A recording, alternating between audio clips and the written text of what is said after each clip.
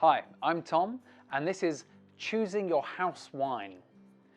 By choosing your house wine, what we mean is choosing that wine that's always tucked away, either a bottle in the fridge or something hidden away under the stairs, that if someone sneaks around unexpectedly, you've always got to hand. It's that wine that, you sort of get in on a Friday night and you know there's always going to be one there. Lots of people have this as a concept, and we wanted to talk about how you might go about choosing what your house wine is going to be.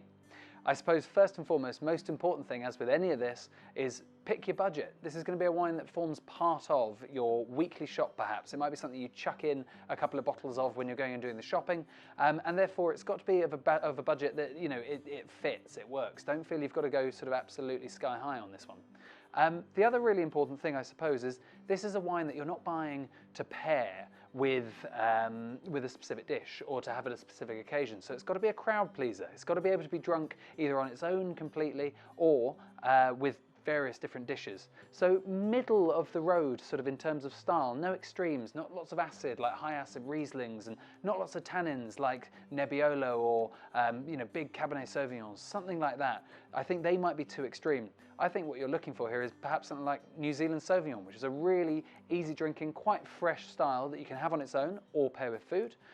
Cooler climate Chardonnays perhaps might be a really nice thing to do. Albarino is a lovely white wine to have with it.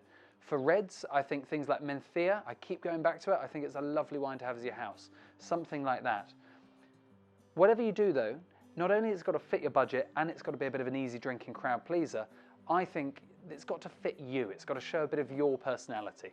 So for example, in our house, we always have this Pecorino. We call it sheep wine.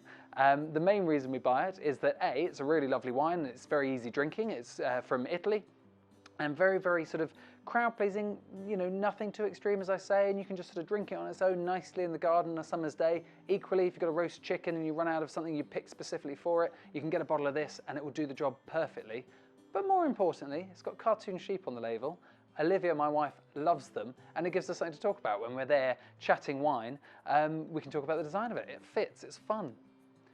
The last thing though that I would say, just to caveat all of this, is when picking a house wine, don't go too hard on it. Don't feel you have to always drink the same wine. Most of the fun of wine, as far as I see it, is the exploration, is you getting out and experiencing lots of different types. So stick within the budget that you're happy with, just glugging at home and drinking, whenever, but maybe veer off in different directions. Maybe try different things. I don't think your house wine has to be static. Maybe a fresher, lighter wine in the summer, maybe a rosé when it's nice and warm, and then maybe something a bit more earthy and savoury and brooding in the winter months.